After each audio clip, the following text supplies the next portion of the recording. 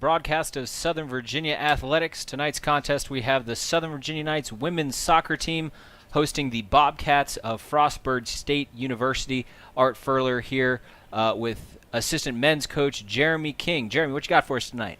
Yeah, it's an exciting week of soccer here, a little bit of anticlimactic, but last week of soccer here on the campus, so having some fun. Yeah, it should be a good one tonight. Weather's warmed up a little bit. It's a nice evening out here. As we get a shot of the team there, we did just have the starting lineups, so we'll go ahead and give those to you here as well. I'll go ahead and start off with the Frostburg State Bobcats. First, we have in goal number 00, Katie Smith, and then number 2, Stephanie Fosenbacher, number 6, Leah Kelly, number 8, Chelsea McCoy, number 13, Jessie DeTuyo, number 14, Aaron Worthman, number 22, Jackie Buteau, number 23, Alyssa Malinik, number 24, Nicole Gurnett, number 27, Melanie Bell, and number 28, Brooke Longo. And, Coach, you have starters for the Knights for us? Yeah, starting in goal, we have Mackenzie Cox. In the midfield, Sierra Sorensen with Gabby Santos and Cora Jewell. In the back, Alexis Clements, Riley Anderson. Tatiana Monson will start up front as a forward. Also on the back line is Laura Scow and Alicia Blackham. And then out on the wing is Mackenzie Cottle and Jamila Gamby. A lot of talk so far about the emotion of this game. Senior night for the women's soccer team was on Saturday, but this will be the last home contest of the season for this team. A lot of emotion, particularly for a couple of seniors that we've talked a lot about, especially on the last broadcast, Mackenzie Cox and Laura Scow. Yeah, some families here. Families are in town. Festivities actually took place on Saturday, but there's a lot of emotion going on right now. Some of these two players have been playing here for a long time, and the players really want to send them out on a high note. I talked with a couple of them. They're really excited for what they've helped build in this program, and really want to honor those two seniors. Yeah, and a good way to start with that, there's been a little bit of talk about Frostburg State in general, perhaps becoming one of the main rivals of Southern Virginia. It's pretty close geographically, just being up in Maryland, and also, of course, on the football side of it, head coach Delane Fitzgerald at Southern Virginia last year, taking the head coaching job up at Frostburg State. Nothing to start a rivalry like a little coaching swap. That's always nice to have. This is my first experience with this, but I've heard very good things about the school up there, and I'm excited to play them. Well, and it'll be interesting as well. We've got lots of action against Frostburg this week. We've got this game tonight. We have, I believe, the men's team plays Frostburg tomorrow. Yes. And unless I'm mistaken, the women's volleyball team tomorrow night also playing Frostburg State. So the next 3 athletic contests, and actually the last home one for men's and women's and the volleyball team, will all be against Frostburg State. Yeah, yep.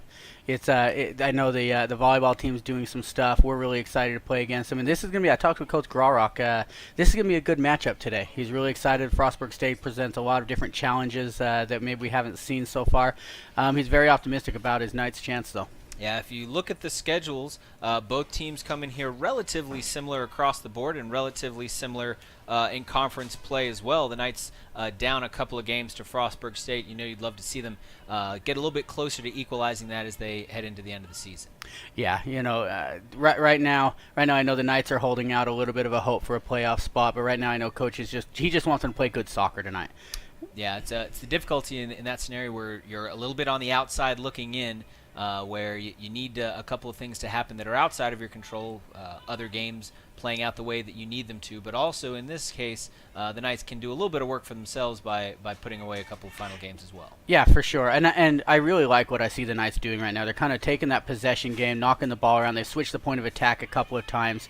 That's how they're going to be successful against this team, is just keep the ball off their foot.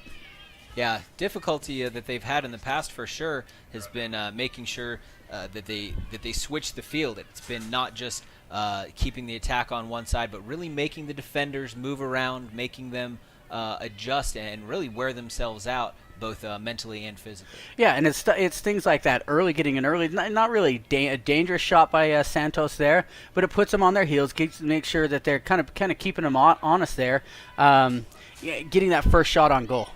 Yeah, and We talked a little bit about that last time as well, making sure that we have both.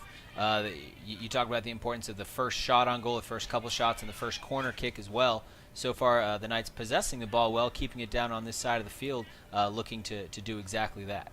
Yeah.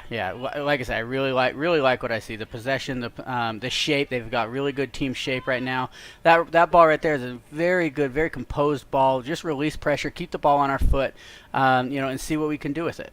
Yeah, Blackham and Santos particularly have really been moving the ball around a lot on this right side. Gamby getting involved a little bit in that little pass as well. Monson, who will forever be involved in anything on the offensive side of the ball. Monson, anybody who has watched our broadcast knows we like to talk about her go and her athleticism. So that's no surprise at all to see her. We're going to see her involved in a lot of different things. Yeah, Sorensen moving up in the middle there, looking for an offensive chance as well. Well defended, though, by the Bobcats that time. The Knights doing a good job, though, even when possession is lost over to the Bobcats. They really do a good job of immediately turning it back, getting it on defense, and then getting it right back up to the front line. Yeah, the presence of Cora Jewell in the midfield, I think, is going to make a big difference. As for our last game, she was out with yellow card accumulation.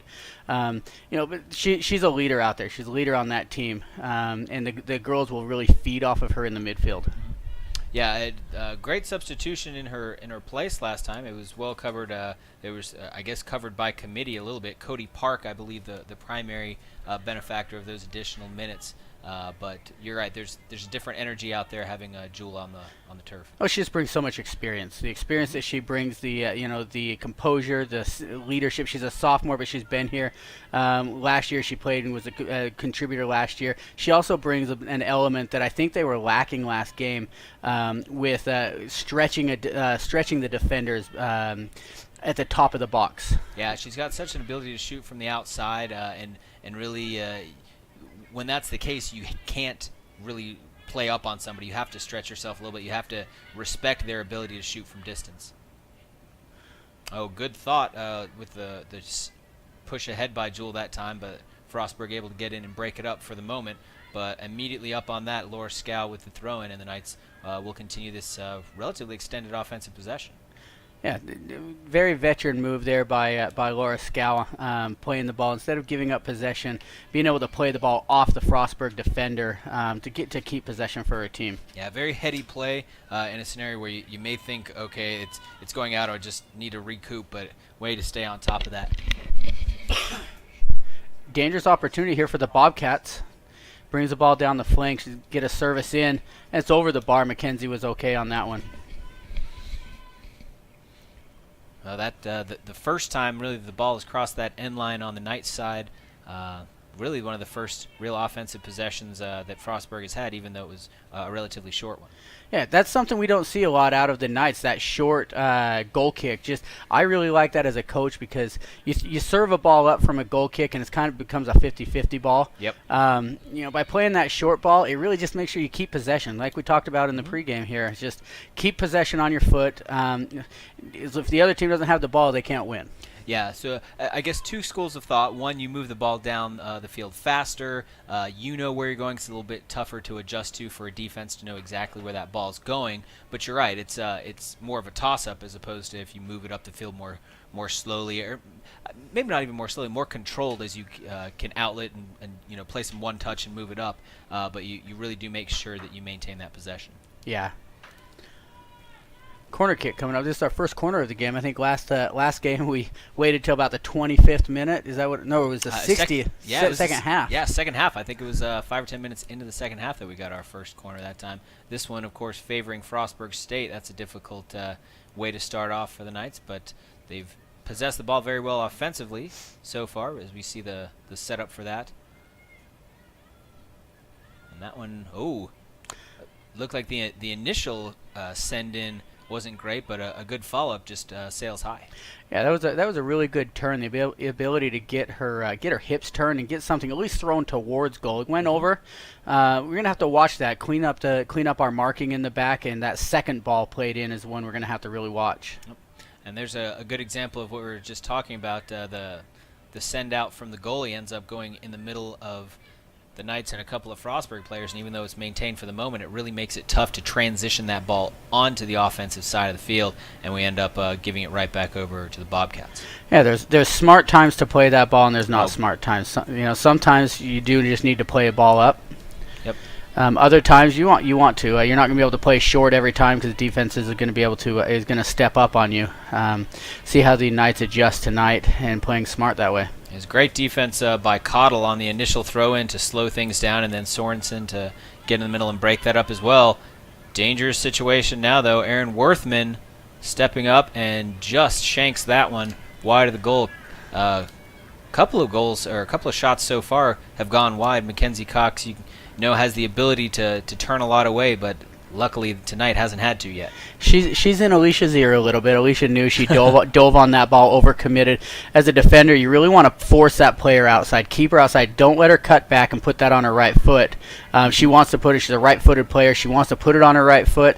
If you force her to the left, make her play something from deeper there. And just a little bit of a reminder from your goalkeeper is all that it takes sometimes. Well, and it's also, of course, better the sharper an angle you can make them take. That really narrows the area of space that they can get the shot from. Really makes your goalie bigger, essentially. Yeah. Keeping everything outside limits that angle. She covers her near post, and then she's set. Great job by the Knights defense again, collapsing down and immediately trying to transition back into the offense as it goes to Santos. Santos tapping that one ahead. It's a very patient ball. I like to see. If you see Tatiana Monson's kind of sitting in that little hole in the zone there at the striker. They're going to want to see if they can find her feet a little bit, let her turn and face her defender. Yeah, that's another thing Monson's done a couple of times this season, though, is just kind of play it quietly, just meander to a corner. Oh, don't worry about me. I'm just out here having a good time. And then just when you don't expect it, she steps out and makes a big play. Art, as a coach in this game, I can say if a girl's got 17 goals on a season, no one's forgetting about her. Fair enough. Well, the Knights had a difficult time the last few minutes, giving up a lot of time on the wrong side of midfield, but they've moved it back down again into Bobcat territory. And great job by the Knights collapsing on that, giving no place for that throw-in to come safely, and they'll immediately get that ball back.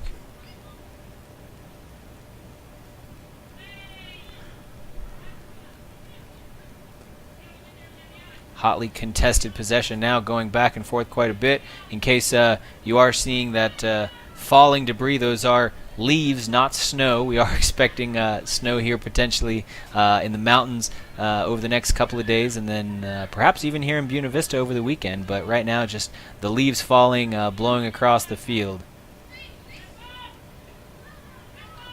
Some good combination play for the Bobcats there to get out of that trouble. Quick 1 and 2 touch and gets them into a dangerous position. Yeah, Aaron Worthman again streaking up that sideline and looked like she was going to have a shot at it. Great job by Alexis Clemens to step in and defend that, though, at least to slow things down, getting it out of bounds, giving the defense a time to adjust and get back. Yeah, as a sophomore, Alexis has been a very solid defender back there. As a center midfield or center back, you need a player who's big, strong, powerful, and solid, and she's really fit that bill this year. It's been a lot of fun to watch her play. Oh, great job by the defense again, able to get out in front of that one. That's much better defending right there. I like to see Alicia as she breaks down, keeps them outside. She's not hurting you all the way out there. So she just keeps her outside and doesn't let her get inside of for a cross. Yeah, I believe that was Riley Anderson in on that defense as well. Great job. You give up the corner, but you'd much rather have the corner kick than you'd have the easy shot out in front. Basically, a penalty kick. Yeah. Live to fight another day. Absolutely. Corner kick coming in. Cross to the middle, much better handled by the Knights defense. This time another shot comes in, and it is wide left, and the Knights dodge another one. Again, the Knights need to do a better job of defending that second ball. And for those of you who don't know what that second ball is, it's the first one that comes in is the first ball. When they try to clear that, that's called our second runner, second ball. And a lot of time the tendency is to forget about that. And okay, we've cleared it once, but they've got to mark up tighter on that second ball. Yeah, you're absolutely right. 2 corner kicks, 2 pretty lukewarm initial attempts, but those second balls both times have been very risky. The Knights lucky to come away without a goal for the other team. So a little bit out of sorts. They looked better early on with what they were doing. So trying to clean it up a little bit and maintain a little bit possession and put themselves in once again, though, Aaron Worthman coming back and Mackenzie Cox with the save. Great job by her, but the Knights have really struggled so far. They've been great opportunities offensively for the Bobcats, and while the Knights have had offensive stretches at times, they really haven't had a whole lot of opportunities that have looked like they could get a score in. Yeah, right now I'm okay with the way things are. They've taken some heat. There hasn't been a lot of super dangerous opportunities, but you get opportunities like right now.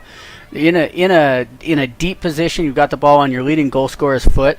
They'll take those chances right now. It was a great job by Monson stepping out in front of Chelsea McCoy and blocking that pass, immediately stopping play and getting it back for the Knights.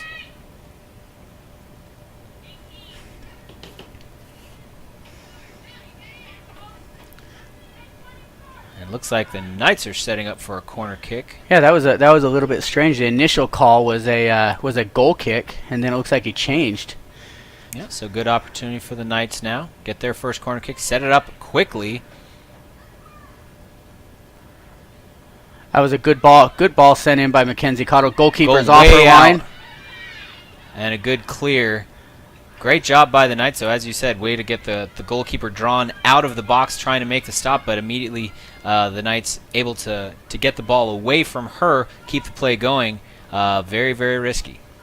Yeah, that's what you like to see, being able to get that back line unorganized, the goalkeeper unorganized, kind of chasing the ball. Good things are going to happen when you have that. And another clear. Sending a lot of balls down that hill to the practice field.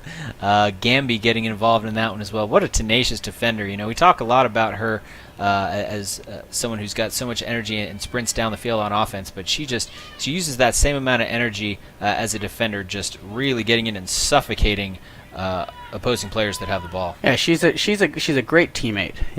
She has no problem coming back, tracking back to win a ball. We'll give everything she's got when she's on the field. She's a lot of fun to play with. Blackham playing that one ahead. A creative idea there by Monson. Mm-hmm. That's possession, though, going to go back over to the Bobcats for the moment, but still no extended possessions by either team, at least in the last few minutes. This point in the game where you want to see the Knights kind of slow this game down. It looks like what they're doing here. Find that possession, find that rhythm. The feel-out time is over now. Time to go to work and execute your game plan. I know Coach Graurock's got a game plan going into this game. Start executing that game plan and attacking the spots that they want to attack. Yeah, Santos moving ahead that time, looking to do exactly that,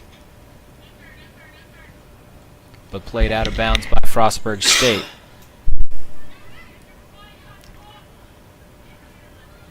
That one, the hustle by Mackenzie Cottle, attempting to break that one up or at least slow it down as Frostburg now turns and transitions back, trying to move on to the offensive side of the ball themselves. And Santos says, nope, I think we're going to hang on to this one. And again, taken right back, this time Chelsea McCoy for Frostburg State. And the transition is on.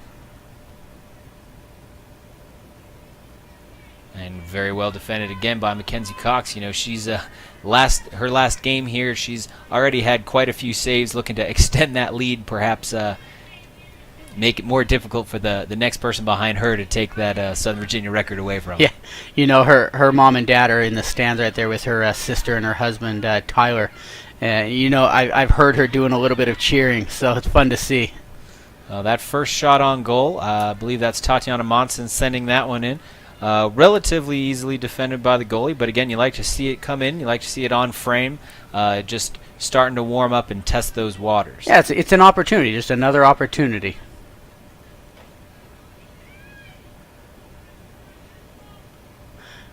So, Cotto getting into the game of the creativity. I like the little step over heel. Mm-hmm.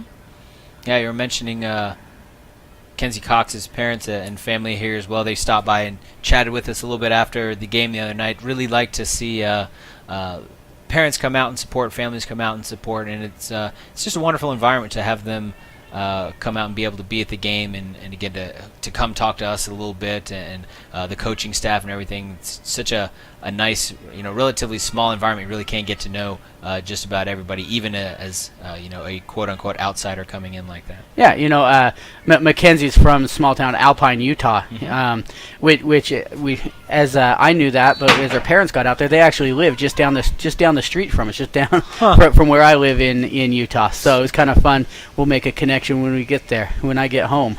Yeah, small towns, huh? From one small town in the west to one small town in the east.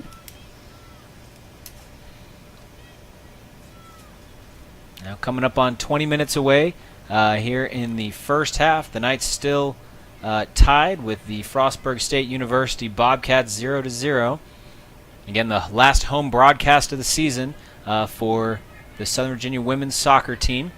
Looking for a win, hoping to keep their postseason hopes alive. And the men's soccer team again to follow tomorrow night right here again at 6 o'clock against the men's team from Frostburg State. We're looking for a fun game tomorrow. We've been able to do a lot of scouting of the team. Had a really good scouting report. Talked to some different people. Should be a fun match. Hopefully, I know the men's team looking to finish the season strong as well with a possible win there. And you were talking a little bit in pregame about getting a little nostalgic yourself now as you get ready to head back out west after your first Southern Virginia experience. Yeah, I head out on Thursday. I was sitting this week as I've kind of walked around campus, and I've really grown. This is my first opportunity coming out here to be on campus, and I really enjoyed it. It's been a great time. The people have been fantastic, and I'm really going to miss things out here. Hope I can get out here quite regularly now. Well, you'll get out of here before the snow hits, and you're lucky. You guys don't get snow out in Utah, right? Yeah, none at all. Possession still, looks like both teams still kind of testing things out a little bit, trying to connect a little bit with each other and find where the weak spots might be. And frankly, neither team really finding much of a weak spot in each other to this point. Yeah, both teams have done a good job of kind of keeping everything in front of each other. It's going to be key getting that breakthrough. That's a good ball by Alexis, serving that into the mixer for her. Yeah, Clements looking ahead that time for Sierra Sorensen. And the Knights keep possession of it. Oh! And that one gets out of the hands of goalie Katie Smith. Luckily for Frostburg State, not quite enough to get it to trickle back into the goal, though. Young players, that's why you follow every shot. Coaches harp on that all day, every day, but that's the prime example right there. Every shot that goes in, you've got to follow up. Got substitutions coming in. That's Zoe Bradshaw and Valerie Cruz into the lineup. Zoe, a junior from Stevensville, Montana, and Valerie Cruz, I believe, sophomore from Kingwood, Texas. You ever been to the Missoula Valley in Montana? That's where Zoe's just outside there in Stevenson. Have you ever been to that area? I have not. Just off of Flathead Lake is absolutely gorgeous. Some of the prettiest country I've ever been in my life. I will put that on my bucket list. Montana in general, I've actually never been. My wife, growing up in southern Alberta, spent a lot of time down in the Flathead Valley. They had a cabin on Flathead Lake, and so we spent a lot of time up there. It is absolutely gorgeous in the summer, so if you get a chance, you really need to spend some time and go out and see it. I should do that. Your wife, I'm assuming, particularly a fan, I'm guessing, of the opening up of the game today with both the Star Spangled Banner and also O Canada, having a shout-out to a couple of Canadian players on the roster as well. Yeah, yep. I actually texted her and told her that we were doing that. Funny thing, we found out talking about small world. Emma Atwood from Canada went to the same high school as my wife did. Huh. And I hear there's more than one high school in Canada, so that's there's quite there's more than one. Oh, nice back pass that time, but it's coming right back the other way. Luckily, the Knights' defense collapsing right back onto it. That's Riley Anderson there to turn it back the way of the Knights. And again, the Knights defense swarming. There's Laura Scow stepping in to defend that one. I really like the commitment to defense so far by the Knights. Everybody's getting back every time that there's any type of an offensive attack by the Bobcats. The Knights have gotten numbers behind the ball and been able to clean everything up fairly easily. Leah Kelly looking to send that one ahead. Hotly contested ball that Frostburg State comes up with. Zoe went down there looks like she's trying to draw a foul a little bit, but there may have been a little bit of embellishment there. I don't know what you're talking about. Alexis Clements to take the throw in. And that played off the foot of Valerie Cruz. Cruz maintaining possession there. Tough situation among 3 or 4 defenders trying to pass it out, but great job by the Bobcats getting in those passing lanes, and Scow once again with the clear out. I hope the Knights can get some type of a free kick opportunity in our offensive half, because Valerie Cruz is an absolute master at free kicks. Certainly something to look forward to. This one sent across the middle, and who else? Mackenzie Cox, well played, comes right up on that and knows exactly when to come off her line, allowing a potentially dangerous situation, but only in order to avert an incredibly one. That's a dangerous ball.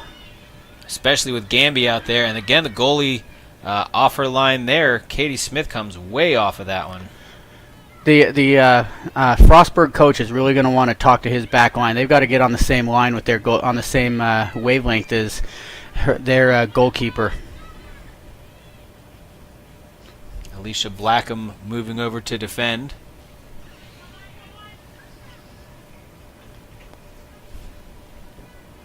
And you're right, there's a distinct difference. The Knights, when they have gotten penetration downfield, you can tell there's the defense has been scrambling to get involved to stop them.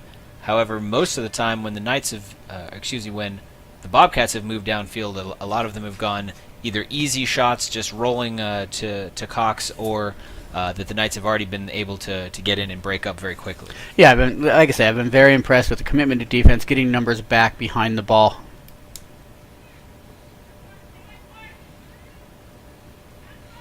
Great effort again. Boy, they're really swarming on Valerie Cruz. She steps in there, and that's the second time in a row when as soon as the ball gets to her foot, they've got 3 defenders around her. Dangerous kick that time right in front of Gamby.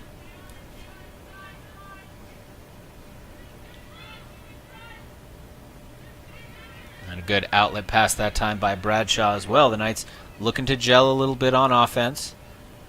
But really the ball's stayed in the middle third of this field for quite a while now.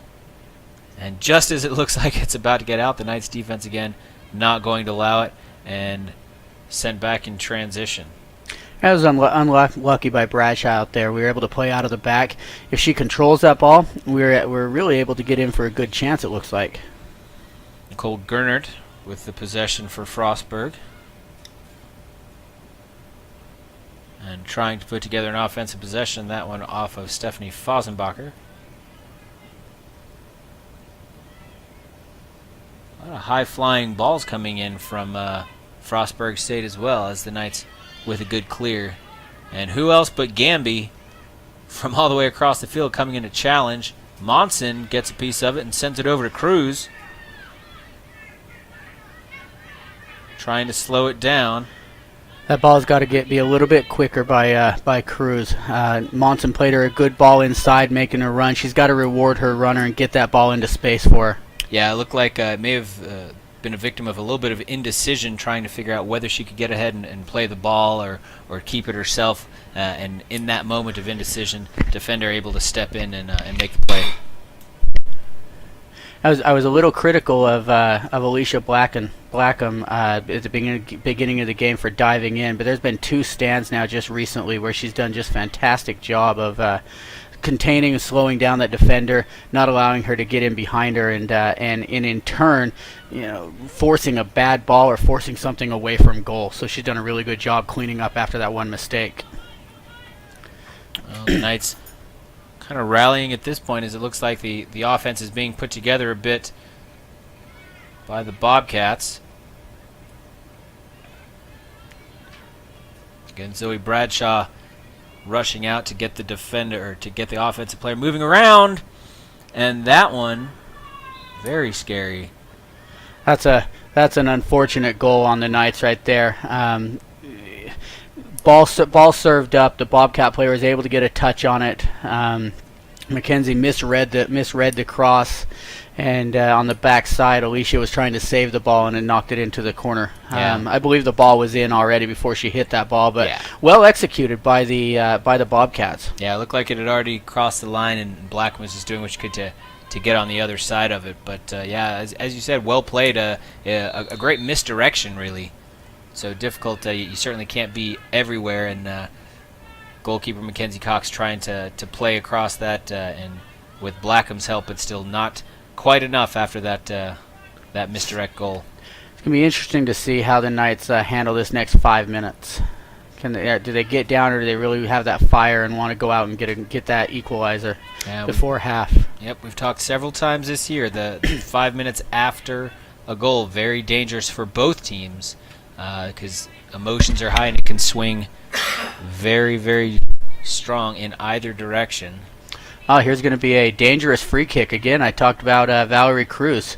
Let's see what she can dial up here. It's a little bit of a steep angle, but if she can serve a good ball up, make the goalkeeper make a choice, see if we can get something on frame. And here is Valerie Cruz taking the free kick.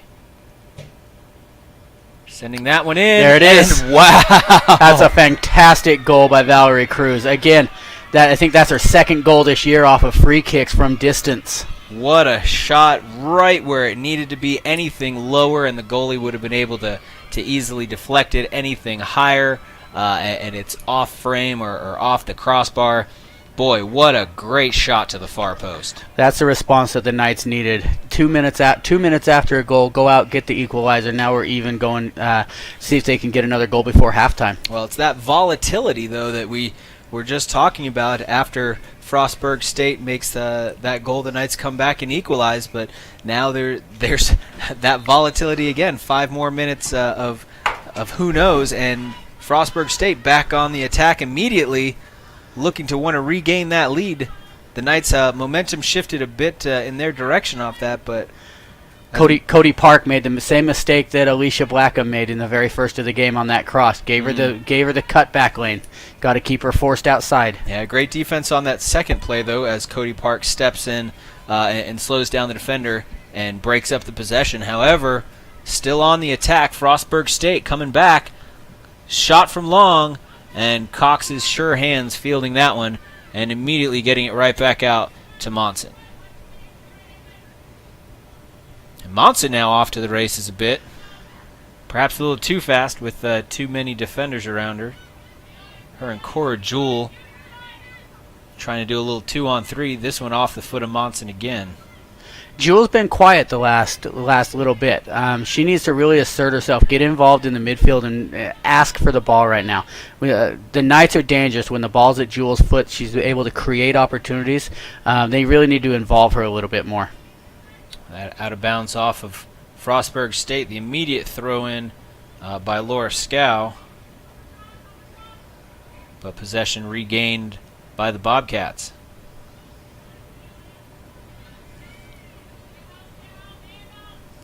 Had a little bit of a foot race. Speaking of Cody Park getting involved a little bit. And good clear out that time. Cody Park is one that I know Coach Graurock and his staff are very high on.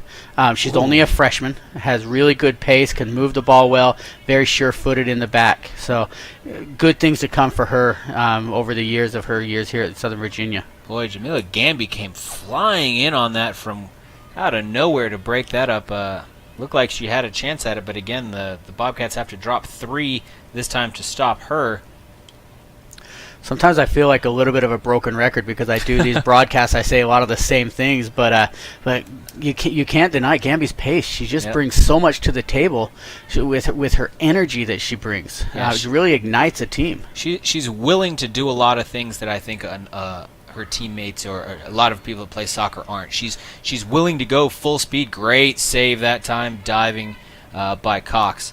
but she's willing to go full speed and know that she'll have it left in the tank later. Well, Or that if she doesn't, they'll take her out and put someone else in. Yeah, I think that's a great word for it too. You know, the willingness to go for it, the willingness to do the things that, like we've talked about, may not fill up the stat sheet. You know, but she's not about that. She just wants the team to win, and whatever she has to do to make her team better. That's the type of teammate you want. Yeah, and it's interesting because as we praise her a lot, and understandably so, but it's really not. I don't want this to come off wrong. It's not that she's not talented, but it's that she's willing to do more. She does. She commits more than I think a lot of other players do, and I think that's where her real value comes in. Is that she will go hard, and she regularly does. Yeah, you know, Alexis Clements just comes off, makes a great defensive stop. Bobcats had some momentum there. I just can't talk enough at how nice it is to have an Alexis Clements on that back line. Calm, collective, doesn't panic. Cross comes in off the head, but just not able to get the right direction on it. I can tell right now Coach Graurock at halftime is just waiting for his time to get in and say we have to mark defensively on corner kicks. Our marking is not good. We're allowing players to run into space without marking on them or getting tight. And we've already been scored on one, so they're really going to have to clean that up, or it may come back to bite us later. Sent just a little bit awry. Looked like perhaps got a foot just in the wrong place on that one, so it ends up going high rather than fast, and it goes right back down the field off the foot of Mackenzie Cox.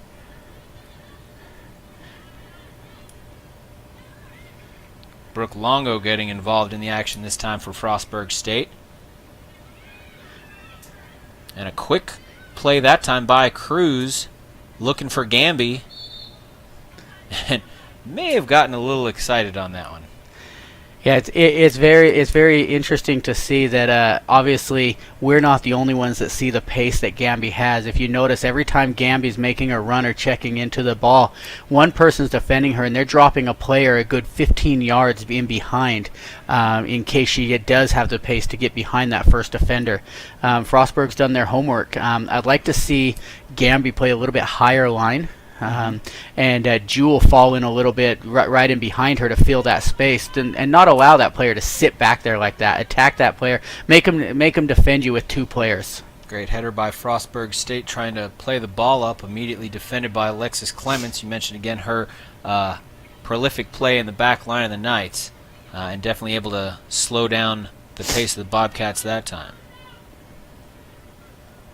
And right back up to who else but Gamby.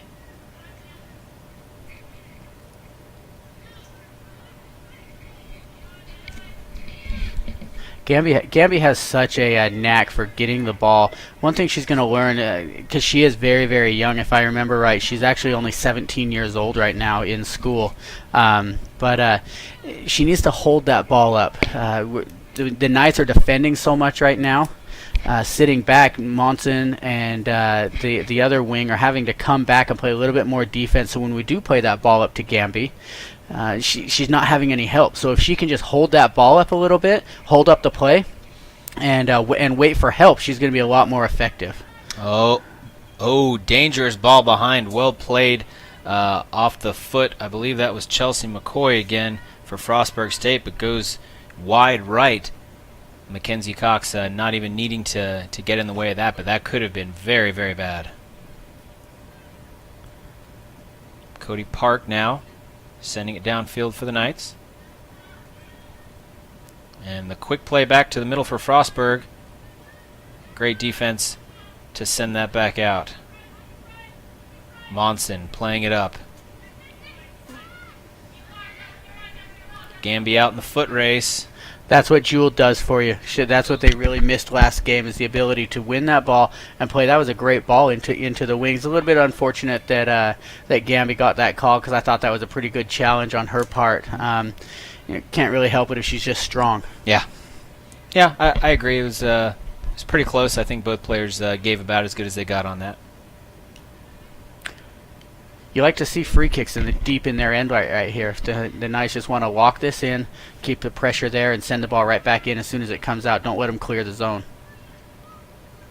And off a couple of headers, they are able to do that. Once again, Aaron Worthman, who's really been dangerous coming up on that left wing several times today. You look there, the Knights still had on that ball. If I counted right, I counted seven girls behind the ball. It's been a topic of discussion, I'm sure, in the locker room of the Knights by Coach Graurock, is getting behind the ball, helping out your players. Don't leave those defenders to defend 1v1. Yeah, the more players you can get in there, the more angles you can take away.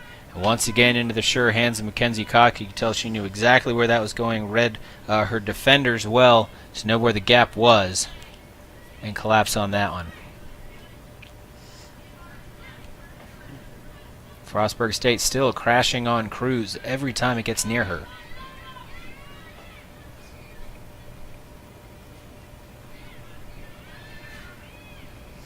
I really have liked the insertion of Valerie Cruz, both defensively and offensively. Talk about players putting their stamp on a game. I think she's really done that so far since she's come into the game. Oh yeah, I mean the threat she brings, especially after scoring that goal, so they recognize the danger that she is. Either opens her up to impose herself individually, or at least gets the defense to collapse over to her to open up some of the other players for the Knights, particularly Monson or even Mackenzie Cottle. Yeah. That was a good fake by Gamby, gets the ball back. Sending it up to Zoe Bradshaw on the wing. Playing back up to Gamby again. And over to the middle for Sierra Sorensen. Over to Scow. Sending it back over to the middle, looking for Monson, just a little bit short.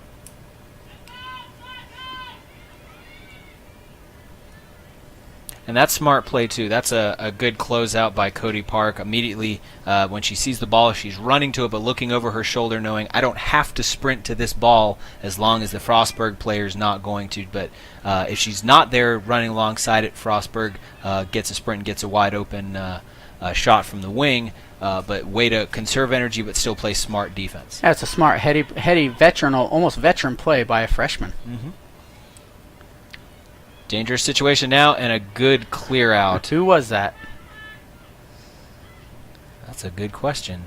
That was a rhetorical question. It's a good rhetorical question. Maybe somebody who's been back there a lot. Maybe Alexis Clements. Maybe someone whose name's been called about the strong play in the defensive side of the ball. Maybe. 5.5 minutes left in the first half. The Southern Virginia Knights and the Frostburg State Bobcats tied at 1 apiece. Frostburg drawing first blood. Great catch that time again by Cox. Great save. But Frostburg State scoring first, and the Knights answering back just 2 minutes later off a great free kick. Just as we were talking about Valerie Cruz's abilities from the free kick position, she's able to put one in right off the hands of the goalie.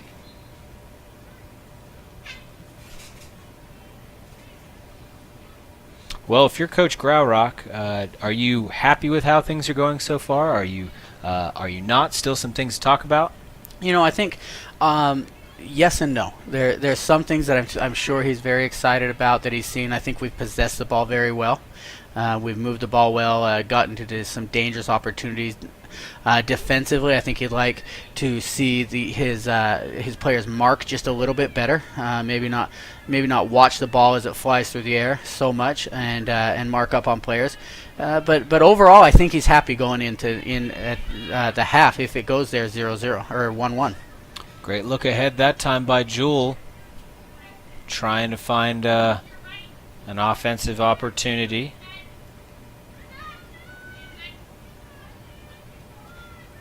Cody Park with the throw-in. I believe, is that Shirley Morales Yeah, Checked in. Shirley came in just on that last dead ball for Gamby. Got a little bit of a break, and they've moved Monson to that attacking center forward. Oh, misplay, and the Knights are looking to take advantage.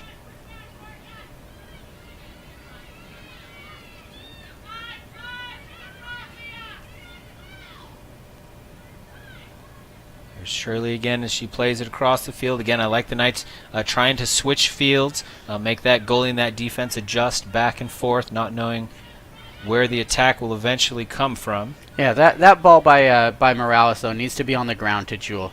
She puts it in the air. It's a hard ball for her to control. In order to play fast, she's got to be able to turn with one touch and play forwards. And by playing it in the air, she has to take a touch to settle, then a touch to turn. It just slows the game down way too much. Great adjustment that time. Park seeing it coming by, immediately able to stop, turn, and get in that passing lane. Long shot ahead. And just a little bit off the mark would have been another one up the sideline to Erin Worthman. She's just been hanging out on that left wing waiting for a chance all night.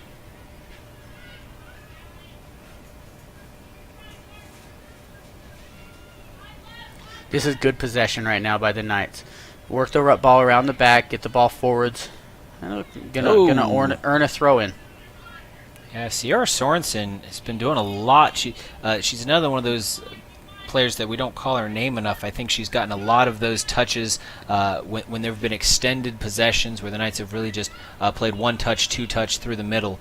She's really been one that has been one of those middle touches, not necessarily the first one or the last one making the assist or looking for the assist, but just really solid play in the middle, able to receive the ball and get rid of it very quickly. Yeah, Sierra's a player that a freshman out of Idaho Falls has been a very, very vital part of the Knights team this year. She really controls the midfield. In fact, if I wouldn't have just looked at my sheet and saw that she's a freshman, I wouldn't have believed it. Based on her play, she's very, very composed on the ball, doesn't get rattled, and she's able to play out of pressure very easily.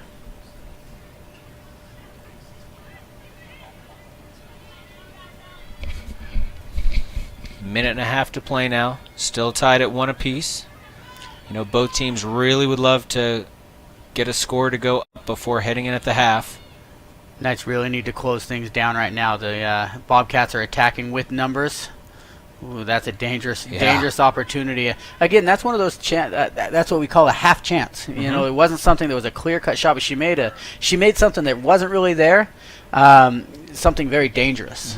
Well, and from the angle she's coming in at right there, it could very well, depending on the wind, the exact place it hits on her foot, it could have been a very good shot. And you take enough of those, and eventually one of them goes in, one of them's not expected by the goalie, one of them goes off the goalie's hands. So when you're in a position like that, you might as well go ahead and go for it, knowing that that can really turn into something. Yeah. Take that little bit of an opportunity and see what happens. I don't know what the stoppage is for. If there's a foul or if there's an injured player. I know Morales was looking, saying, "Hey, I'm streaking to goal here. Let me go." Yeah, whatever it was, she put her hands up, very frustrated. Morales, since coming on, has brought a lot of energy as well, which you kind of have to if you're stepping in for Gamby. Yeah, something about Morales. She's going to work hard. She's not going to quit for you. She's a freshman and she's kind of learning the game. Coming out of club and high school, she's a player that she serves great balls. She's even Coach Grawrock has talked to me a little bit about her service. And she's still learning, though, the tactical side of the game, the speed of play. And as she gets that over the next couple of years, she's going to be a player that Coach Grawrock's going to have on that squad for a long time. Well, they've added a few seconds back onto the clock to match with the stoppage of play. Here's that sportsmanship thing. The Knights had the ball, so the Bobcats are going to go ahead and just play the ball back to Mackenzie Cox. Just as, hey, if you had it, we'll give it right back to you. Sportsmanship thing. 30 seconds left in the half. Again, both teams looking for that last chance, that last preferably goal, but if not, just some positive play, something to build on momentum-wise, positivity-wise, going in to the locker room with the half. I think it's a positive. They can go into the half at with a tie 1-1 right now. That's a positive for the Knights. Come back again. They've typically been a second half team. Although they're not going to turn down a goal if they great. can get something, but it looks like time's going to run out on Morales. Yeah, it was a great look over to her. And that will do it as we head into the half. The Southern Virginia Knights women's soccer team tied 1 apiece with the Frostburg State University Bobcats. We'll break away for the half here as well, and we'll be back for the start of the second half here in about 12 minutes.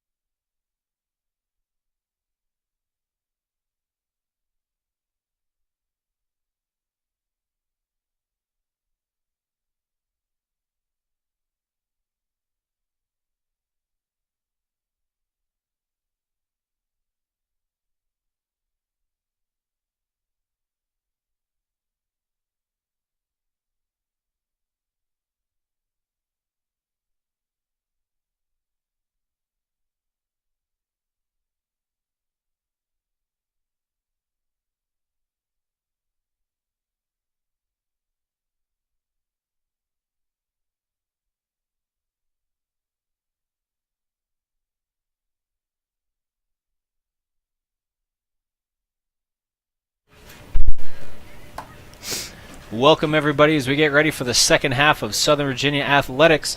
This is the Southern Virginia women's soccer team hosting Frostburg State University, tied at 1 goal apiece. Boy, it was very, very interesting. We were saying the goal came, the equalizing game came about 2 minutes after that initial quick goal from Frostburg State. It was actually even faster than that.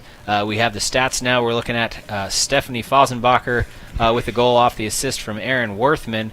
Off that cross, very difficult. We were talking about how difficult that was to make. And then 1 minute and 2 seconds later, Valerie Cruz with the unassisted free kick from about 30 yards out. Yeah, Valerie Cruz's strike was fantastic. That's what she brings to the table. Not only that, she ties things up in the middle, connects passes, a lot of passes, but again, she can get in dangerous positions in the back line, against their back line with free kicks. She's very, very dangerous.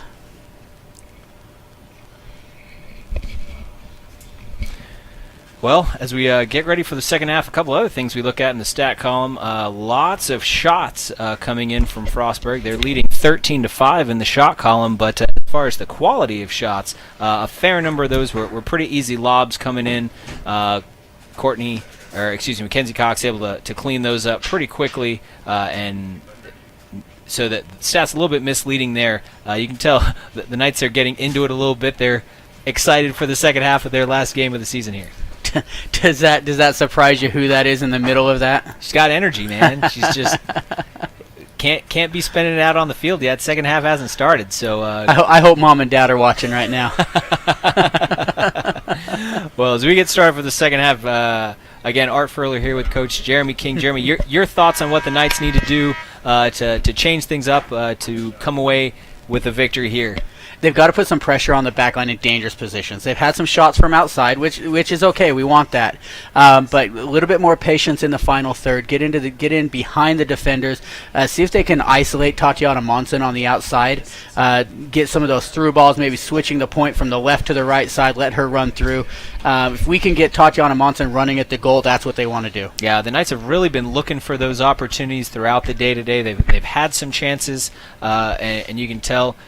The scouting report has been done by Frostburg. They've really been just putting a kibosh on Tatiana Monson. Anytime she gets up the side, she draws a defender right to her. They're really getting in the way of that passing lane, not letting her get touches because they know what a dangerous threat she is if she does. Yeah, and Tatiana has recognized that. You can tell in her play she's starting to find her players a little bit more. If she's getting the ball, she's pulling the ball outside out onto the flank, and then looking to connect with Cora Jewell as a trailing player. Look for that in the second half. I wouldn't be surprised if we can get some type of a long shot off of that, where we get the ball down the wing, pull the ball back into one of our midfielders, and be able to hit something from range. Yeah, the Knights have a lot of other options besides Monson. She's been one of the more prolific scorers this season, but again, whether it's finding her open or using her to draw out defenders and then going somewhere else, lots of options for the Knights. Yeah, Monson actually leads the conference in goals with 17 this year, and she's in the top however many, I forget the exact number, in the regional play as well. So. Looking to take advantage of that, but the nice thing about a player of that caliber is that she doesn't care if she scores. Okay, she just wants to get a win, and if it takes playing a ball back, that's what she's going to do. Well, the first shot coming just 30 seconds into the second half, that coming in from Frostburg State. Mackenzie Cox once again just adding to that total of saves. She does hold the Southern Virginia University women's record, and just adding to it with a lot of good saves tonight. I'm sure her focus is on preventing goals rather than adding to that total too, but you know, that helps too. Flying to the defense that time, Alexis Clements. Surprise, surprise. Oh, great play. Cox slanting to the side in case she needed to, but that one goes wide. A lot of standing around on in the back there by the Knights. Can't be happy if you're Coach Graurock with that play. Wants them to be tracking those players, as well as they need to get more players back. When the player's wide open on the wing, you can't sit back and watch. Alexis Clements goes out to defend that, but they need to get more numbers back defending. Well, the Knights looking now to regain possession, move it back to the offensive side of the ball. Santos playing it in the middle. Look ahead. Ooh, good defensive play by Frostburg. Good idea by Santos, though. Good idea to try and hit that early through ball, not let the defender get set. True, it just happened to be that the defender looking back at the right time was able to get in the middle of that. Excuse me, and break that up.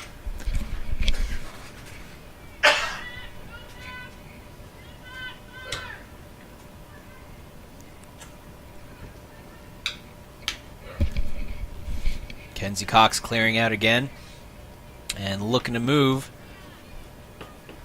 Looks like Monson may have been frustrated a bit in the first half. She seems a little reluctant to get in on the action now, and it looks like she really needs to step to passes a little bit more rather than waiting for them to come to her.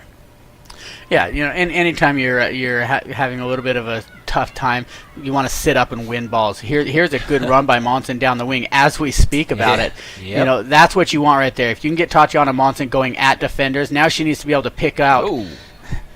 That's what Tatiana Monson does best. She gets in dangerous positions, and if she doesn't get a shot on, she's going to give you some type of an opportunity with whether it's a foul, a cross, give it a throw in. That's why she's so dangerous. Yeah, she forces defenders to do something, and whether that's like you said, foul her, whether it's clear the ball, she forces defenders to react. She just won't be denied on the offensive side of the ball. And whether that's allowing her the opportunity, or in this case, sending that ball to Blackham. Knight's lobbying for a handball there. Could have gone either way, in my opinion. Understandably so, yeah. And the counter coming now. Great play by the Knights to clear that one out. Smart play ahead. Clements looking to favor Scow, but then looking her off and moving up offensively. A lot of hustle in the middle there again. Sierra Sorensen just one of those people who just gets in the middle and is the in-between pass, the intermediary who's been creating so much. And in the 2-on-1, the foul goes against the Knights. They're also leading in fouls, by the way, so go Knights.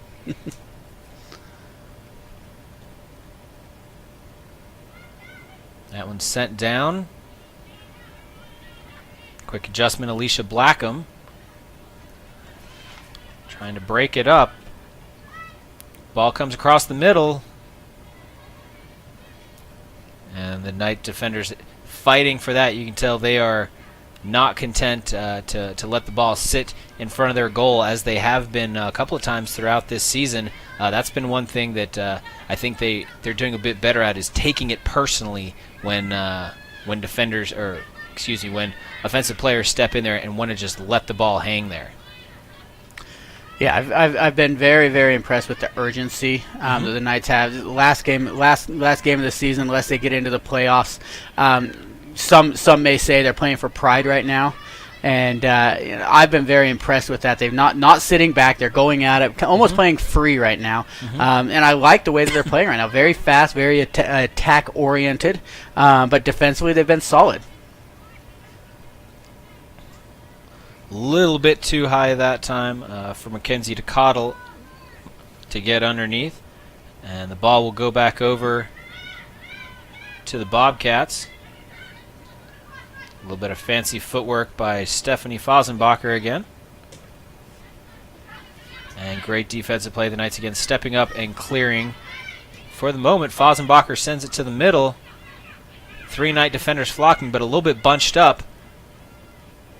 Good adjustment as they move around. Boy, that was a great play initially. Riley Anderson moving over and getting in the way, taking up a large portion of that shot angle where the ball could have gone, forcing Frostburg State to put it in an area much smaller where Kenzie Cox could more easily get to it. Yeah, coming over from her defensive center back position, she's able to slide across there.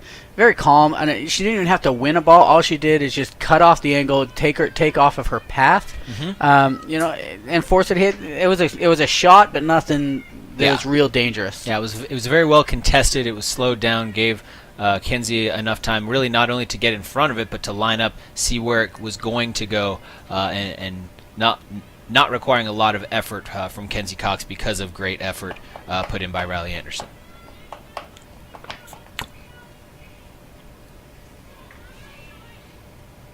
Neither team really taking control early in this second half, though, as we see the throw in there by Monson.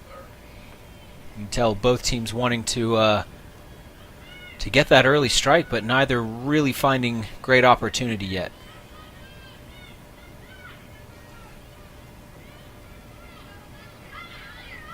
Great defensive play again. Alexis Clements stepping in and breaking up the drive coming in by the Bobcats.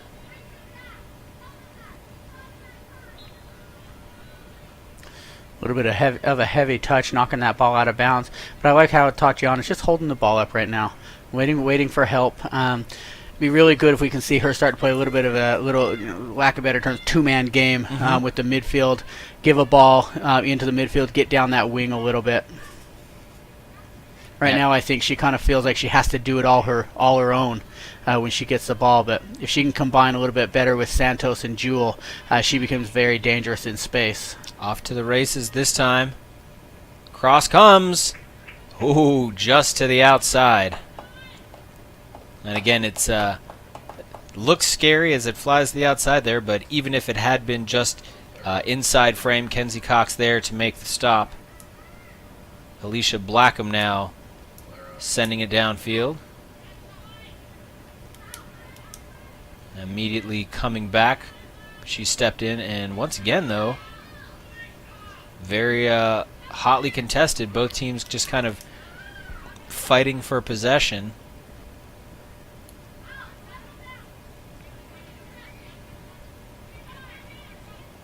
Not the cleanest 9 minutes of soccer we've seen so far. No, they're kind of in that fill-out time again right now, feeling each other out. Who's going to make a mistake? Trying to take advantage of that. I'd like, in my opinion, the team that's going to win this game is the team that can settle down the fastest right now. Yeah, it seems like both perhaps maybe the Knights because of that first goal scored against them, and then Frostburg State because of how quickly the equalizing goal came. Both to me apparently playing not necessarily to win but to not lose. Yeah, that would be a good assessment.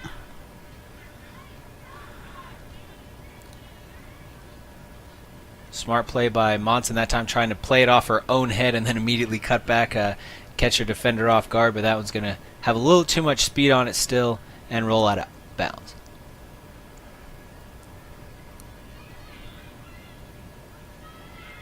Looks like the Knights are starting to become the aggressors a little bit more, though. Yeah, ball's been down in this half. Defending right now is going to be very important from an offense. That's a big turnover. See if they can convert. Oh, smart play that time. Again, the Knights moving the ball around a little bit. Sorensen plays it up to Jewel.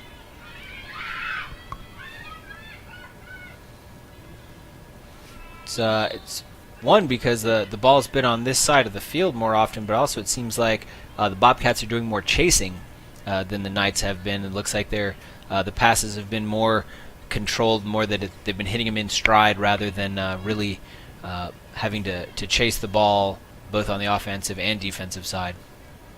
I would agree with that. Right now the Knights just need to settle down.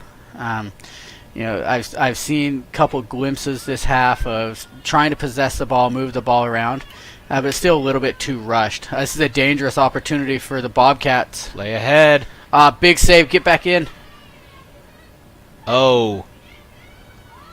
Boy, great job by the Knight defense to come back and help out Kenzie Cox, who had to step out for that. That was a huge sequence. Mackenzie makes a great save on the 1v1. I believe it was Alicia Blackham who didn't make a stop, but just kept her from shooting the ball. Knights are under a lot of pressure right now. They need to clear the ball again. They're playing too rushed. Everything is way too rushed right now. Slow the game down. Yeah, just as we talk about them being the aggressors, certainly the turnaround now and the hunters have become the hunted after that last sequence. As you mentioned, though, great defensive effort. Kenzie Cox makes that first play, but then really needs the help from her the rest of the defense to come in and prevent the subsequent plays till she can get back in goal, and they give her exactly that. Oh, dangerous header that time. It will go out of bounds. Sierra Sorensen heads that one over to produce another goal kick, though.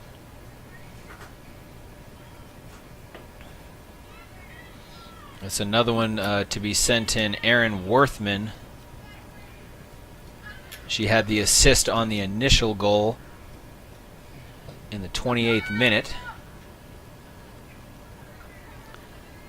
Bobcats have been very impressive in the air. Their set pieces, corner kicks, that being able to get on the end of those crosses, I've been very impressed with it. Consequently, that's how they scored their goal. Yeah. Well, they're lining up again.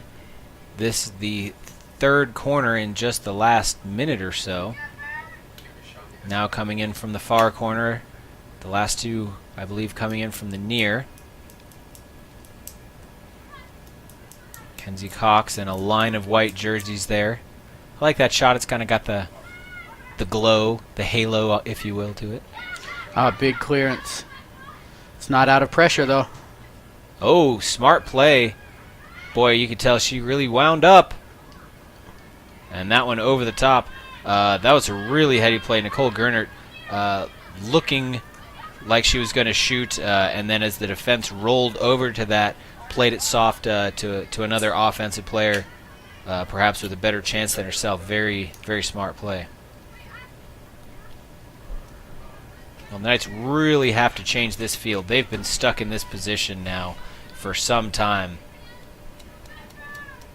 And they've got to find a way to get it out of here. Too many of these chances, and eventually one will drop. So they have to find some way to get it back out of this third of the field. Great initial header there by Cora Jewell to get in there, slow things down. And now the Knights looking for the counter. Gamby, just as we mentioned earlier, needed to slow things down, wait for help. That time does. Finds Mackenzie Cottle. And the Knights starting to set up their offense a bit. Not a full-blown counter. It was defended, so goes out of bounds and slows things down a little bit.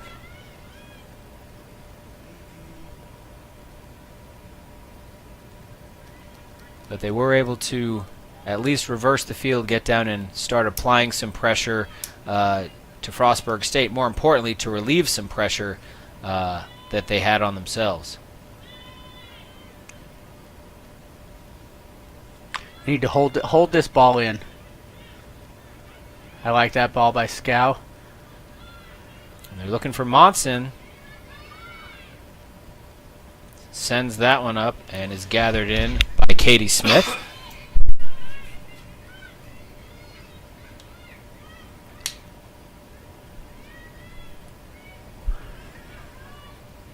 And the header comes right back. It's essentially a volleyball match at this point. Which, by the way, we'll have tomorrow night at 7 o'clock versus Frostburg State as well. And you can make your choice if you want to come watch the men's soccer team. Yeah. Or do you want to go watch the volleyball game? It's true. It's tough. Well, I'm telling you, folks at home, split screen it. We'll have both broadcast for you. Then you just have to decide which commentators you want to listen to. We'll have athletic director and head men's lacrosse coach Jason Lamb out here doing the soccer game. I believe he's going to be joined by head women's soccer coach out coaching tonight, Matt Graurock. And then for the volleyball match, we'll have the same announcers we've had all season long, myself and Mike Harmon. So good news for all of you fans out there. You don't have to listen to me anymore. Us. We'll say that. At least not with soccer. You're stuck with me at least for volleyball. The Knights back in transition. Hey, I saw a text the other day that said somebody was listening to your sultry voice. So someone likes listening to you. Shot across the goal that time. Taking Katie Smith. Great job by her going down finding that one. And the kick out initially looked like it was going to the Knights, and then it looked like it was going to the Bobcats. The Knights now able to get it back. Nifty move that time by Monson. plays it ahead. And the Knights a little sluggish now in the middle by the look of things. Trying to contain. Speaking of, great job by Cora Jewell to step in front of that one and slow down the attack of the Bobcats. And off the misplay, the Knights will get possession back, and that is Cody Park checking back in for Southern Virginia. She's going to relieve Alicia Blackham. So what do you think, what's the comparison there with what Park and Blackham bring to the table? Blackham has the experience. She's a junior. She's been here, done that. Kind of a leader of the team. Cody Park brings a lot of athleticism. I know Coach has really been talking about wanting to attack down the flanks with his outside backs, and Cody Park brings that, the ability to get in, make those big runs, but also recover. So, kind of, in my opinion, it's a swap out athleticism for experience. Well, of course, different points of the game, you need different things there as well. Throw in, I believe that's Leah Kelly. Frostburg, again, really just getting some extended time on this side of the field. Long shot that time, easily gathered in by Kenzie Cox. Sends that right back out. But as you mentioned earlier, dangerous punt by the goalie, which is the 50-50 ball. Again, for the moment, looked like it was going the way of Frostburg State. And Gamby... Which way is that going to go? Giving it all. I think I said something earlier about Gamby going hard. And...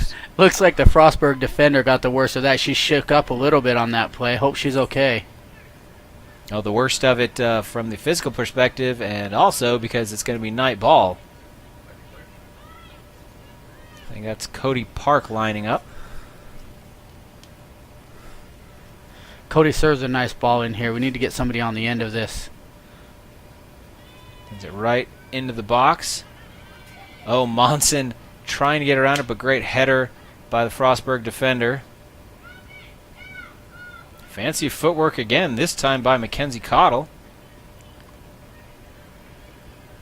And they're gonna call her on the last touch. Frostburg now with possession. Well, almost 20 minutes away in this second half, still tied 1-1. Coach, what are your thoughts on who has impressed you more in this second half so far? It's been very, very even in my opinion. Not one team has really asserted their dominance in either aspect. This is a dangerous chance by Frostburg. And it goes wide right. You're right, though. Very, very dangerous. Yeah, but even with that, neither team has really asserted themselves. They're kind of taking opportunities they can get end to end. There's been no sustained possession. Taking chances as they get them. I'd like to see the Knights at least start trying to create chances instead of just taking what's given to them. Well, it's interesting as well. I agree it's been pretty even. It was really pretty even in the first half, but more because neither team was really, or both teams were equal throughout. This one, it seems like it's been very back and forth.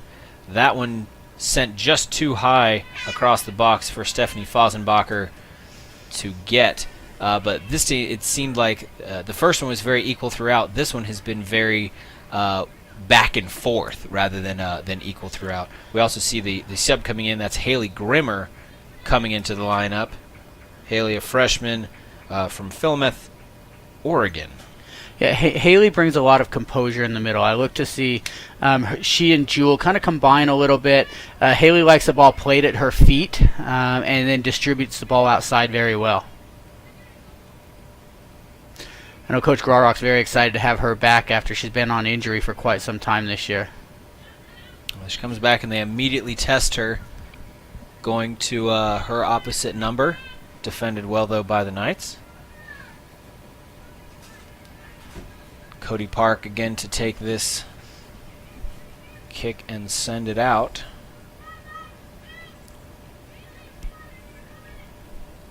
Taking a bit of time to do so. The Knights perhaps setting something up, hoping again to get a good transition down, but it is not to happen on that. So from a first half that we had, we kind of had a lot of excitement. Featured 2 goals. This second half's been a little bit of a sleeper. Neither team's asserted themselves really well, and someone's got to step up here in this game to finish it off. Nobody wants this to go into overtime and end in a tie. Someone's got to score a goal here. It's a good look ahead that time. McCoy to Fosenbacher, but Mackenzie Cox able to get out and corral that. Coming back now, a lot of black jerseys. She was offsides. And sends that one very high. I think there was the coach in me that came out. I don't know what you're talking about. I think maybe she heard you on the broadcast and said, oh, it wasn't called. I'm just going to shank this one then. My bad. Boy, I swear, we've seen Cody Park take that exact kick 4 or 5 times already in the last 10 minutes, which is not good because that means that it keeps going out on the end line, which means the Knights have been in a precarious position. That one sent in long and once again out on the end line. But this time it'll be fielded by Park on the opposite corner.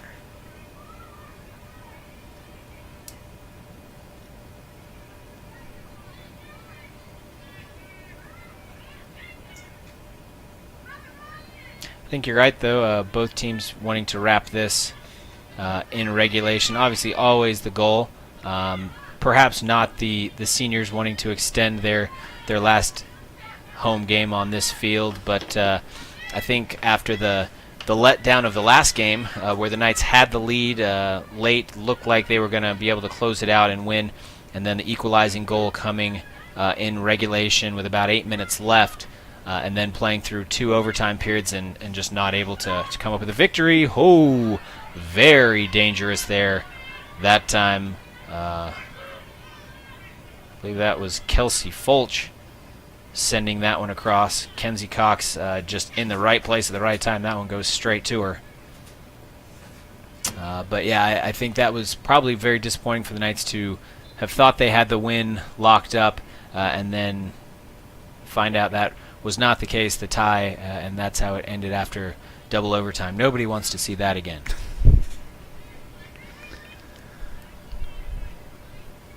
Seems to me right now you kind of made a point in the first that both teams seem to be playing not to lose right now, to try not to make a mistake. Yep.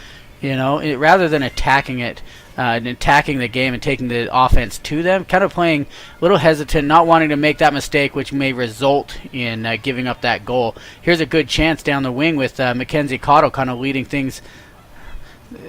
Boy, what a hustle play. She sprinted down that field and playing 2-on-1. I'd like to see her play a little bit more simply. The step over heel touch through is flashing. It's nice when it works, but right there, all she needed to do is just get a ball in behind the defender. Yeah, it's tough and she was there. Yeah, it's a tough play to make. No reason to unnecessarily complicate things. I agree. I was watching what was it, the little different scenario, but the not top 10 on ESPN the other day, where the guy, his team down 30, ends up sacking a backup quarterback, in his celebration as he's doing his dance. Among that celebration, tears his ACL and is out for the rest of the season after just signing I think it was a 5-year, $35 million contract. What was his guarantee? 14.8, I think. I'd take it. Yeah, but certainly not the same thing there. But does go to show you sometimes the extra effort when not necessary can hurt you. Yeah. Well, this ball again really favoring this Knights side of the field. Not where Coach Graurock wants it, I'm sure. Not where this Knight team wants to see it. And we are pretty much just back in warm-ups because all night long Cody Park has just been practicing from this spot and the opposite corner. Yeah, the Knights need to do something to relieve some pressure off that back line.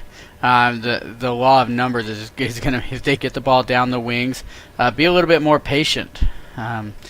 Take some pressure off the back line. It's a great initial turn by Fosenbacher to get around with that sharp pass. The Knights looking to move back in the other direction, but just a little bit too far ahead, and it's back over to the Bobcats. So I've had this conversation a few times with Coach Graurock in announcing men's games this year. I don't know that I've had it with you. Very dangerous situation here. Boy, what a great play. Cody Park sprinting ahead to get in the way, break that up from Aaron Worthman.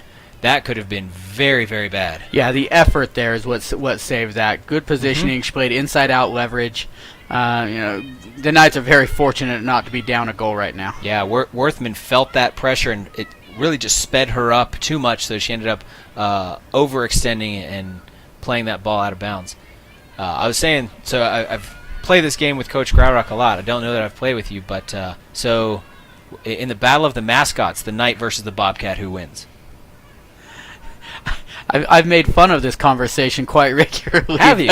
Well, and now now I'm involved with it. So I still think the best one was the one with the Knights, Wasps? the Wasps, yeah, where it favors the Wasps except the wind. Yeah, when the wind comes up. Yeah, right. Yeah, and that's what saved that game. So hey, Knights Bobcats. I'm a Knight. The Bobcats can't get through the armor. It's true. That's true. So and don't Knights carry swords? But Bobcats are very agile, so maybe it ends in a draw because maybe neither can actually take the other out. I don't know. I think Bobcats are pretty aggressive. They're going to come at it. That's true. If anything, it favors the Knights. That's true. Yep. And plus, even if the Bobcats do try to come at the Knights, how are they going to get through that shield of armor? True. And sometimes Knights have crossbows, and that's certainly the hunting tool. There you go. There you go. So I'm taking Knights. If you find a school that has a grenade as a mascot, I may go with the grenade on that one. I've actually had that conversation before, too, and said, what is the best mascot? What team will never lose? And I thought, Miami Hurricanes? Like, what beats a hurricane? That's pretty tough.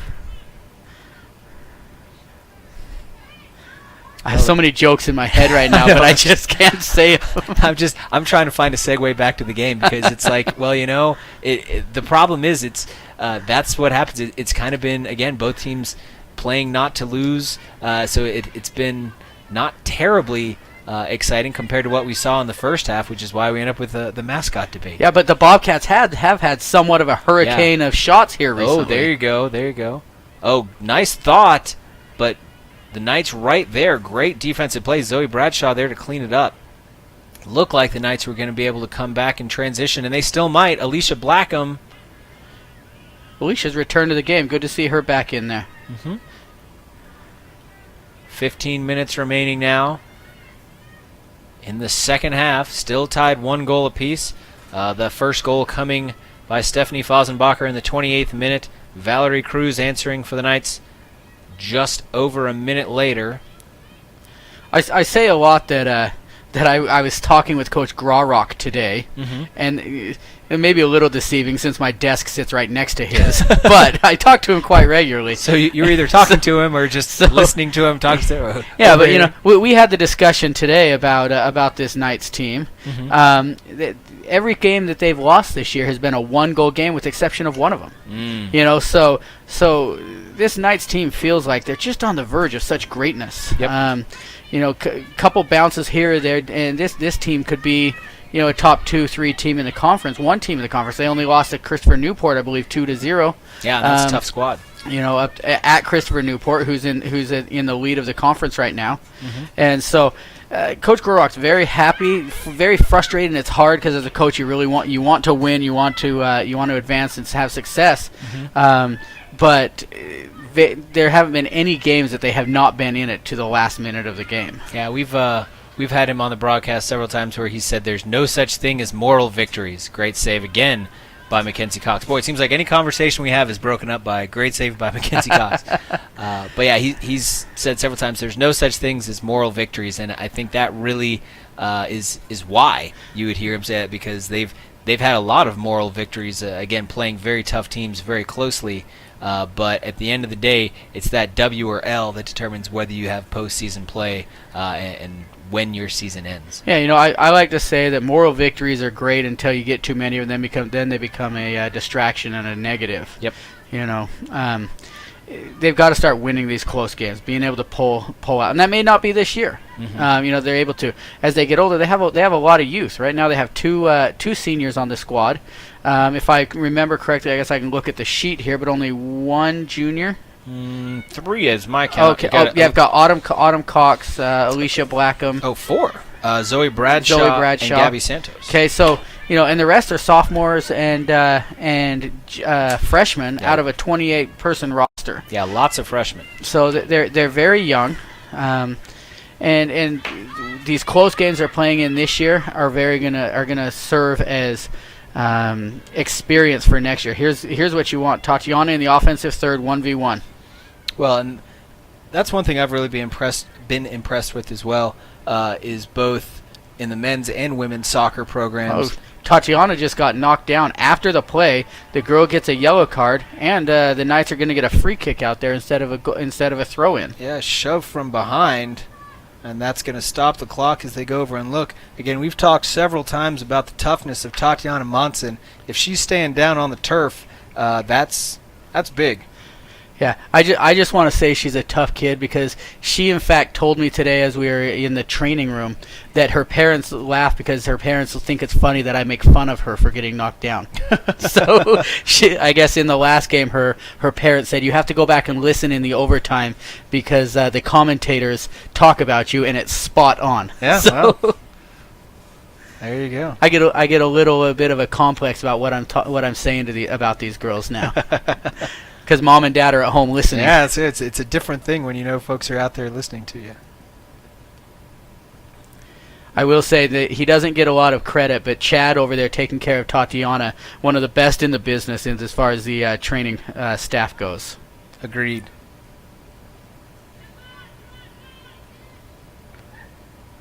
Well, that opportunity short-lived, and the counter is on. Frostburg playing ahead. Oh, great positioning that time by Scow. Good defending. Very, very good defending. Oh, great soft touch that time as well. Blackham able to very quickly react, get out, and play defense, getting that foot out, stopping the pass ahead, slowing things down. And that's going to be another substitution. That's Valerie Cruz coming back on. We're going to get some Cruz magic. Definite possibility. She's shown the ability to do it so far today.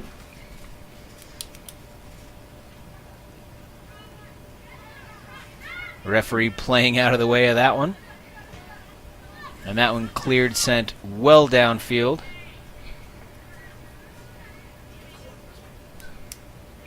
Knights looking to play ahead. Oh, great defense again, and that ever-present threat of Erin Worthman really flexing her muscles as a striker. Cora Jewell with a good defensive stop right there.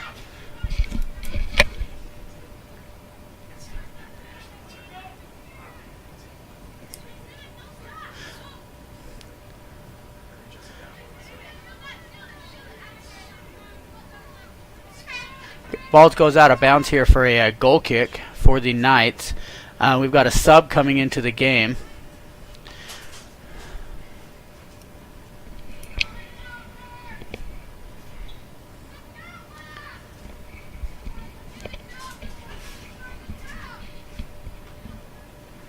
There's Blackham with the header forward. Jewell getting on the end of that.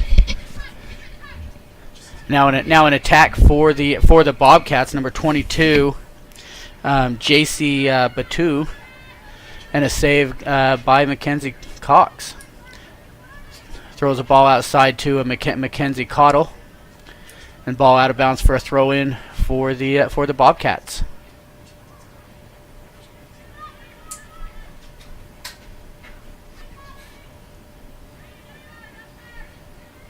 Haley Grimmer with a stop. Ball gets down the right side and out of bounds. Throw in for the Bobcats.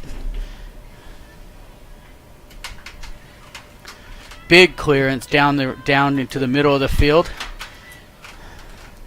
Alexis Clements is there to clean things up, but not out of danger, and Riley Anderson's there to finally clear the ball for the Knights.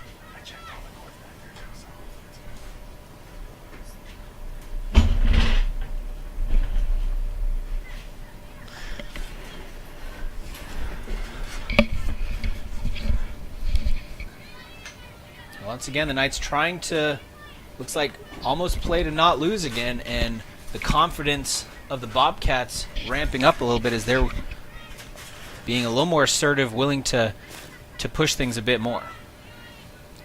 Looks like we've got Tatiana Monson sitting out on the sideline right there with coaches. I don't know what the extent of the injury when she went down in the corner. We wish her the best. Hope she is okay to come back into this game for the Knights' sake. Absolutely. And once again, that dangerous cross. Yeah, well played that time. Erin Worthman yet again. She's already got the assist on the one goal in the first half.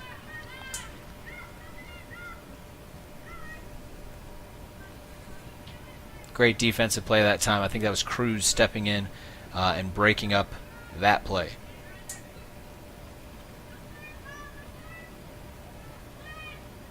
Sent back into the middle. Another great defensive effort, that time Cora Jewell.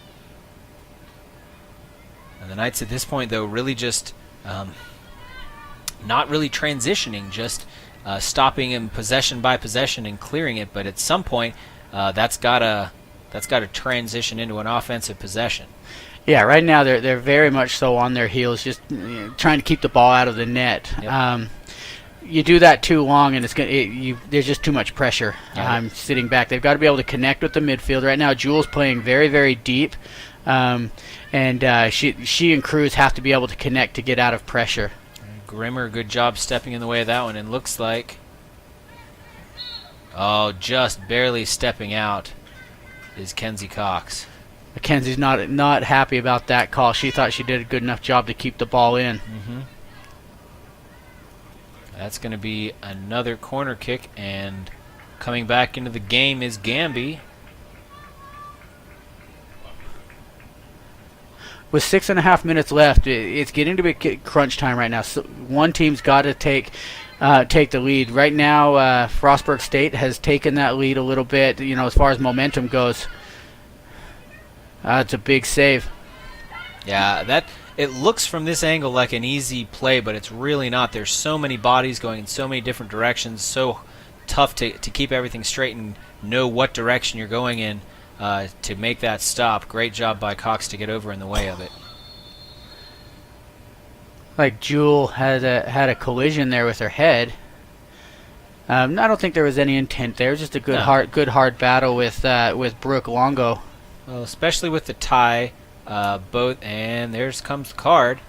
Certainly with the tie and the time left, both teams really stepping up, trying to give it everything they've got. Yeah. So now with Brooke Longo going out there with a head injury, well, I guess if she's not.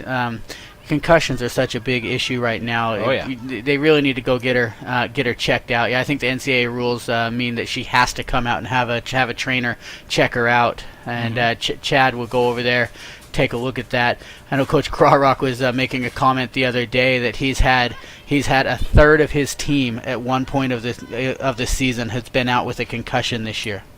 So should see if the football team's got extra helmets. Yeah. Kick coming in from Alyssa Malinek. Plays it long. Well defended by the Knights. And what do you know? Getting right back into it. Cora Jewell happy to play with her head yet again. Not dissuaded by the last play. Good look ahead to Gamby. Cammy needs to angle her run a little bit more. As she runs straight up the field, that defender can easily just track with her, so when that ball plays, she clears. If she comes across the field and into the corner flag, that defender now has to make a choice. Do I go with her and leave the middle of the field open, or do I let her run by herself? Yeah, little adjustments like that making all the difference. That one perhaps an ill-advised shot on goal from 40 yards out. Scow playing tight defense. Ball goes up the field, though. Sent across the middle. Good clear-out header. It's that second ball. Ooh. Not out of trouble yet. And Cox deflects it out for the moment, but only the moment. Strong follow-up by Stephanie Fosenbacher. Now with 2 goals. That's a really hard goal to concede. Just you could feel it coming. There's so much pressure being put on. Really, really good finish by the an initial shot by the Bobcats that the Knights weren't able to clear, but you could just feel the momentum was getting there. There was a goal bound to come. Yeah, and also the difficulty there, again, you could tell the Knights looking almost, because there's been so many second attempts and third attempts, the Knights really fearing that and looked like they were playing some of the more possible threats rather than collapsing on the imminent one. Yes. See, Art, you do know soccer. I'm getting there little by little. For those of you at home who may not know, I know very little about soccer, but I've been tutored a bit, so I'm learning the game just a little bit, thanks to folks like Coach King, Coach Graurock, Coach Patino, who I've been able to broadcast with this year. I'm very grateful for them for putting up with my ignorance.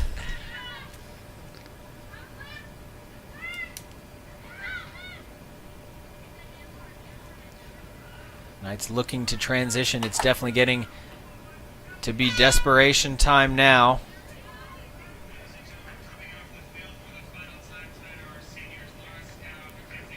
Laura Scow and Kenzie Cox coming out. Looks like they're going to get one last cheer from the crowd.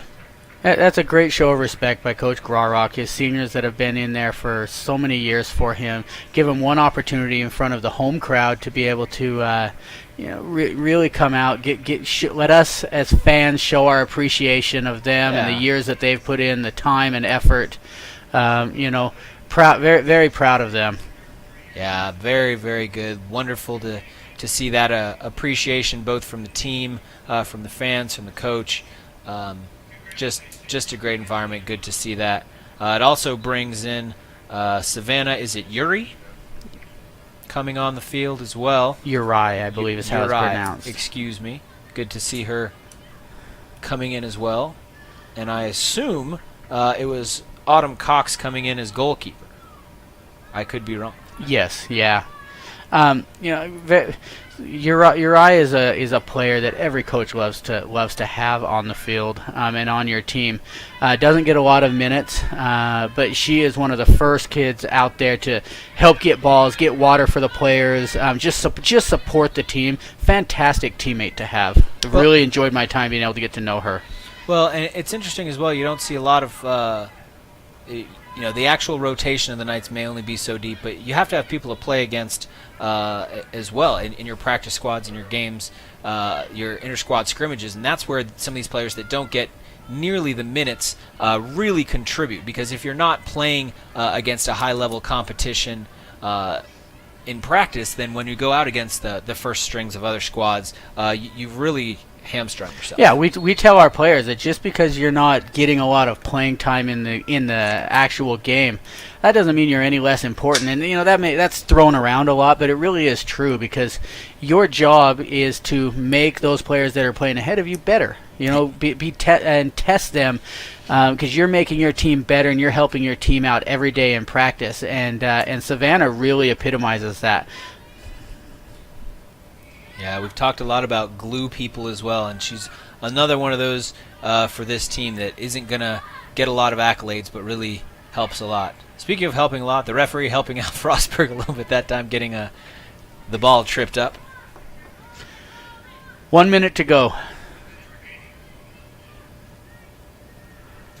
Smart move by the Frostburg player right there, number 22, J.C. Batu. Knowing what time's left on the clock, they're going to be able to milk this down to probably about 10 seconds, 15 seconds before they actually have to kick the ball. One more attempt, the Knights won't get a chance. So very, very smart veteran play on her part. Yeah, clearly in no hurry, letting the 30 seconds wind down. As I say veteran, I look down and she's a freshman.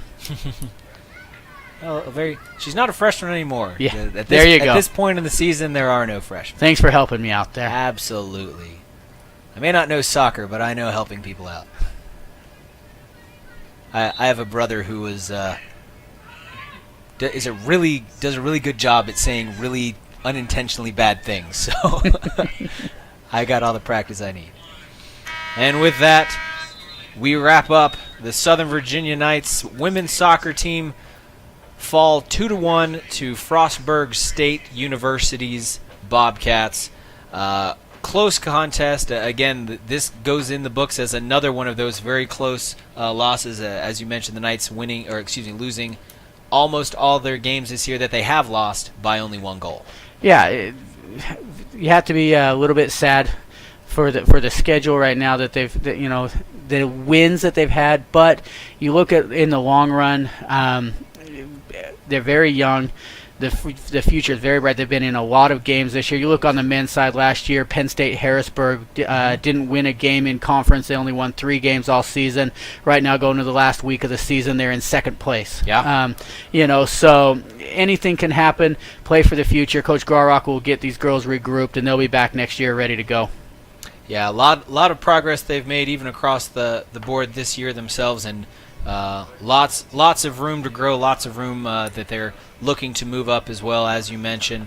And with that, we'll wrap up. Again, this is our last broadcast for this year for Southern Virginia Athletics of women's soccer. The Knights finish off their home. They'll do their customary coming over the sideline and high-fiving the fans there as we get a good shot of the players as they come across here. We want to thank everyone at home for watching this game throughout the season. We've just had a really successful year in broadcasting, and that's only because of the folks at home watching, for the support, for the feedback, for everything that you guys have done. Thank you so much for everything that you do. Thanks also to our broadcast team here, Craig Reese, Jordan Ide, Claire Hotailing, Parker Monson, myself, Coach King here, and all the folks that are involved. And, of course, to the players themselves, to the coaching staff. There's so many people involved in making this a successful broadcast, a successful season, and really taking the ability, the talents of these players and making something out of them competitively, and also in a production that you folks at home can watch. Yeah, it's been great being here. Really enjoyed my time working with you guys. Top-notch organization. I look forward to watching the basketball this year from home in Utah. Yeah, it should be a lot of fun. Make sure you do tune in and join us for that. Again, the next dates we will be here tomorrow night at 6 o'clock Eastern Time with men's soccer against Frostburg State, see if they can get some revenge for the loss of the Knights tonight, and then volleyball tomorrow night, also as they try to secure their postseason play with just a couple of games left, very, very possibly locking up the second seed in the Capital Athletic Conference. Very exciting for them. Again, that broadcast is at 7 o'clock. Then we're off for about a week until the next home football game next Saturday. Not this Saturday, a week from Saturday. So, with that, I'm Art Furler for Jeremy King and our broadcast team. Thanks, everybody. Again, your final score, the Southern Virginia Knights dropping 2-1 against the Frostburg State University Bobcats. Thanks for joining us.